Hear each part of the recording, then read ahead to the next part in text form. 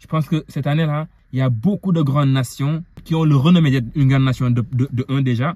Et de deux, les gars, ils ont l'effectif pour gagner la compétition.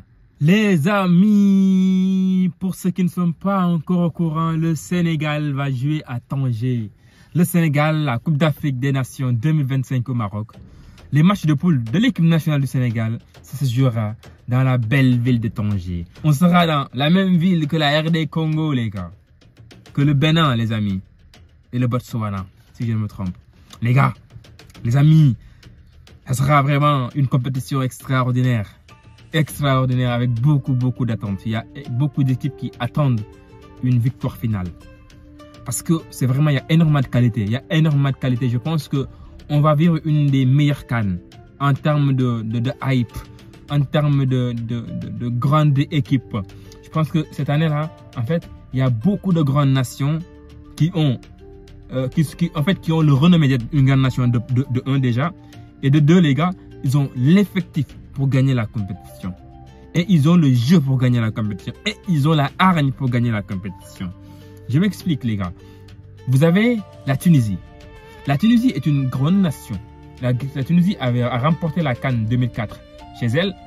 La Tunisie a une très bonne équipe, une équipe solide défensivement notamment. Et qui dit solide défensivement, dit une équipe taillée pour remporter une compétition. Surtout dans les compétitions africaines, il faut être vraiment défensivement fort. Défensivement fort, essayer de maîtriser l'adversaire pour notamment pouvoir gagner la compétition. C'est une des clés notables pour gagner la compétition. En plus, la Tunisie aussi, c'est une équipe joueuse. Hein. Quand elle veut jouer, elle joue. Elle a des joueurs de qualité. Elle a vraiment des joueurs de qualité. Et ma foi, c'est une équipe sérieuse. Sérieuse, les gars. Sérieuse. Ensuite, les amis, on continue.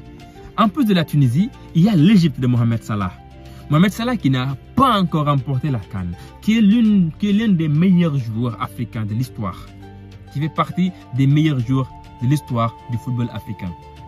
Il a montré l'année dernière avec l'Égypte, pas Égypte mais plutôt Liverpool, les gars, en faisant meilleur joueur, meilleur buteur de la Première Ligue, meilleur passeur de la Première Ligue, du coup meilleur joueur de la Première Ligue finalement. Et ma foi, prétendant sérieux au Ballon d'Or avant les huitièmes de finale face au Paris Saint-Germain. C'est vraiment une équipe égyptienne qui s'est également renforcée avec des joueurs de qualité comme Marmouche, les gars. Donc je dirais que cette équipe-là, qui est notamment l'équipe la plus titrée en Afrique, notamment les CAN, et les amis, elle est sérieuse. Mohamed Salah, je pense que c'est l'une de ses dernières compétitions et il voudra vraiment avoir cette compétition-là. On se rappelle, les gars, en 2017, c'est le Cameroun qui a battu l'Égypte en finale. En 2021, on a battu l'Égypte en finale.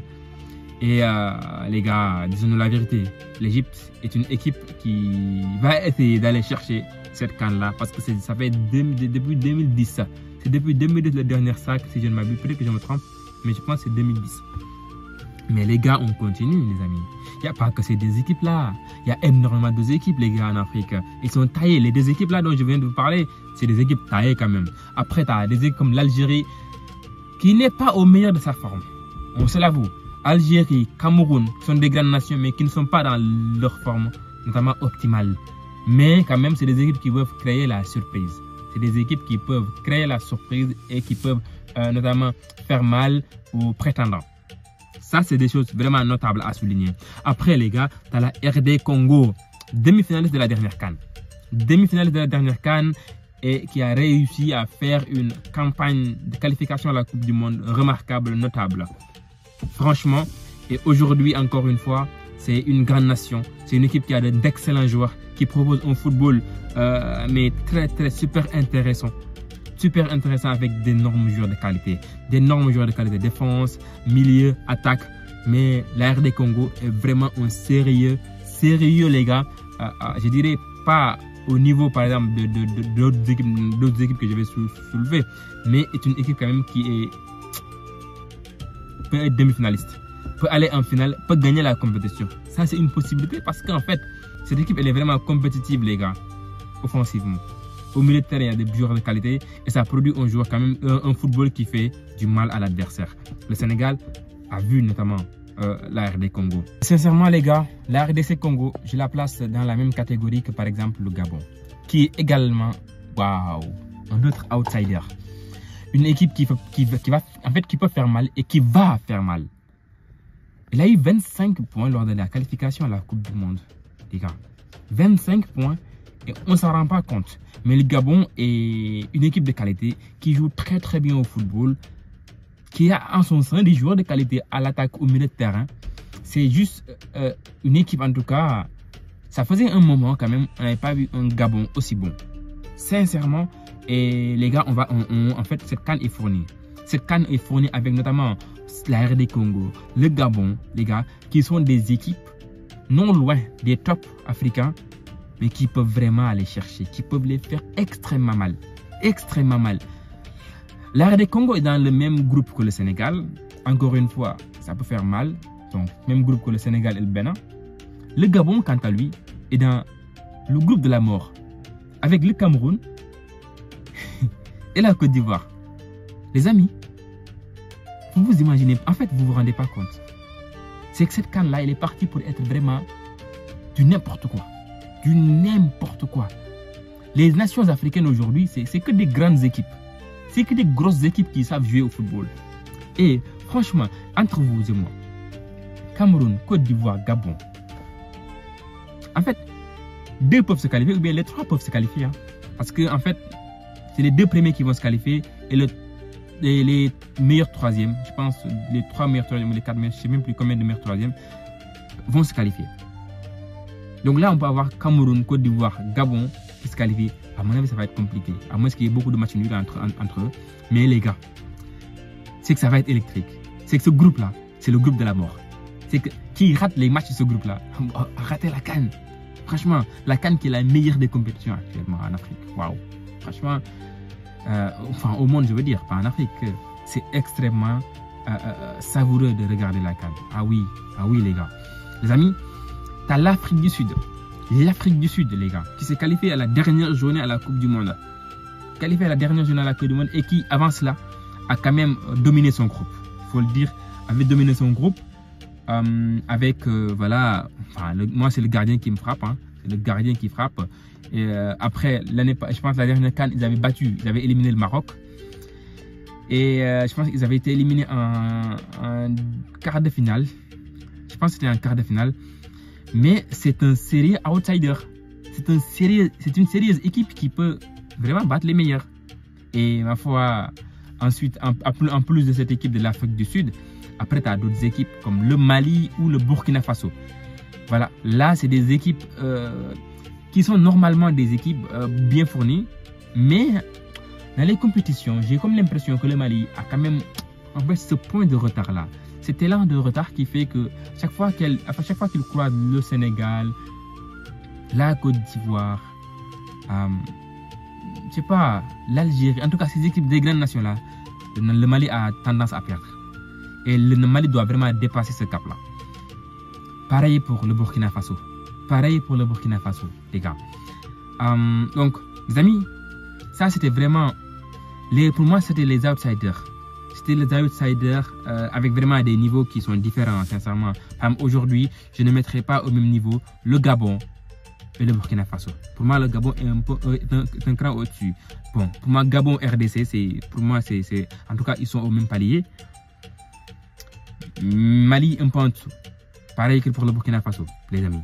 Maintenant, pour moi, les 3 meilleures équipes en Afrique. Les 3 meilleures. J'ai oublié de souligner le Nigeria. Voilà, le Nigeria, c'est une équipe quand même, voilà, qu'on ne s'attend pas forcément et qui parfois fait une compétition pour aller gagner quelque chose. L'année où il a gagné la CAN, je pense en 2013, on ne l'attendait pas du tout. On ne l'attendait pas du tout, mais quand même, il a réussi à gagner la CAN. Bref, l'année passée, elle est allée jusqu'en finale. Donc le Nigeria, c'est une équipe sérieuse. C'est une équipe qui peut faire vraiment beaucoup de belles choses. C'est sûr, hein, c'est sûr. C'est l'équipe qui va déranger les grandes nations. En tout cas, les meilleures équipes actuellement africaines, bien sûr. Pour moi, les 3 meilleurs. Après, je les cite comme ça. C'est pas dans l'ordre, hein. C'est pas mon classement. Mais pour moi, les 3 là, c'est les meilleurs. D'abord, la Côte d'Ivoire. La Côte d'Ivoire qui est donc prétendant au titre, hein, et qui est le détenteur du titre, les gars. La Côte d'Ivoire est une sacrée belle équipe. Avec une défense solide, qui n'a pas encaissé de but lors de la qualification à la Coupe du Monde. C'est une équipe qui a un une défense solide, comme je l'ai dit, un milieu de terrain qui est capable d'absorber la pression, qui est capable de se projeter, qui est capable de faire énormément de mal, de se battre, les gars, qui a aussi notamment des joueurs de côté qui sont juste fabuleux, qui font extrêmement mal. Mon joueur préféré, Amad Diallo. Non, sincèrement, Amad Diallo, c'est un très bon joueur. Très bon joueur, le Mampignan. T'as Diomandé. En fait, la Côte d'Ivoire, c'est vraiment l'équipe à surveiller. C'est l'équipe à battre pour aller décrocher la finale. C'est l'une des équipes à battre, sincèrement. C'est une très belle équipe. Donc, le Cameroun et le Gabon ont un sacré travail. Pareil, la Côte d'Ivoire aussi a un travail énorme aussi parce que jouer le Gabon encore une fois et le Cameroun, ça va être un sacré défi pour eux.